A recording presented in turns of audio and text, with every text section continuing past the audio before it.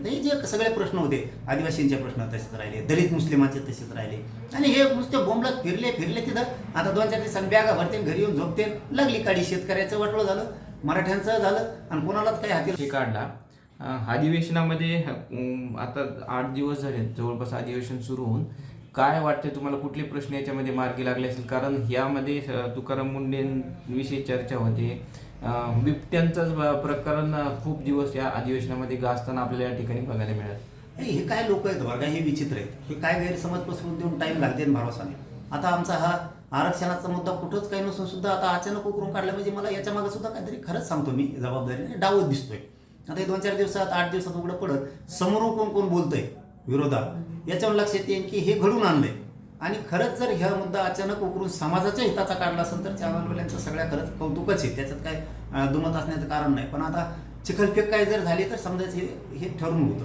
कारण हे असे कामं करतात, कुठं वाघ आणि कुठं बिबट्या आणि कुठं कबूतर आणि त्याच्यावर टाईम घाली काही आणते. चहा पाणी प्याण्यावरच बसते, चहा कॉफ्याच नाही म्हणते. हे असं करून करून करून यांनी 8 दिवस होतं ते सगळं वायाला घातलं. एकाच प्रश्नावरती दिवस सभागृह चालवलं यांनी आणि त्याच्यातच सगळा पवित्र सभागृहाचा वेळ वायाला घातला यांनी बंजारा समाजाच्या आरक्षणाचा प्रश्न मार्गी काढायला पाहिजे होता. शेतकऱ्यांच्या कर्जमाफीपासून सगळ्या मालाच्या भावापर्यंतचा विषय, हे विषय सगळे मार्गी काढायला पाहिजे होते.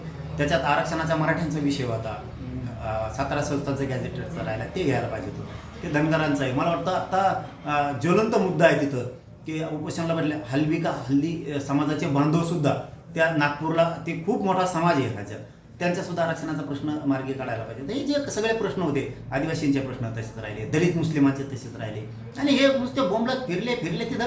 आता 2-4 दिवसांनी बॅगा भरते, घरी येऊन झोपते, लागली काडी. शेतकऱ्याचं वाटलं झालं, मराठ्यांचं झालं आणि कोणालाच काही हाती लागू दिलं नाही. ही चूक आपली जनतेची चूक आहे. आपण ते इतके आपल्याला फसवते तरी पण आपण त्यांनाच पुन्हा बसवतो. हे कसे भीते? मराठ्यांसारखा ना एक दबदबा पाहिजे. मराठ्यांनी 75 वर्षात जो दबदबा उभा केला, लोकसभेला यांची शिटं पाडली.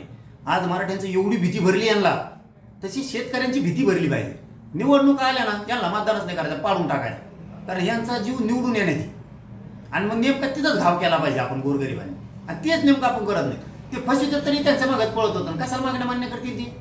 हे गोरगरिबांनी खरंच समजून घेतलं. आता पुढे निवडणुका धपाधप पाडून टाकायचे. हे घरी बसले ना, हे नीटच होते. मराठा आरक्षणाच्या विरोधात जाणारा त्याला आम्ही 100% इथून पुढं घरी बसणार, तेव्हा घरीच.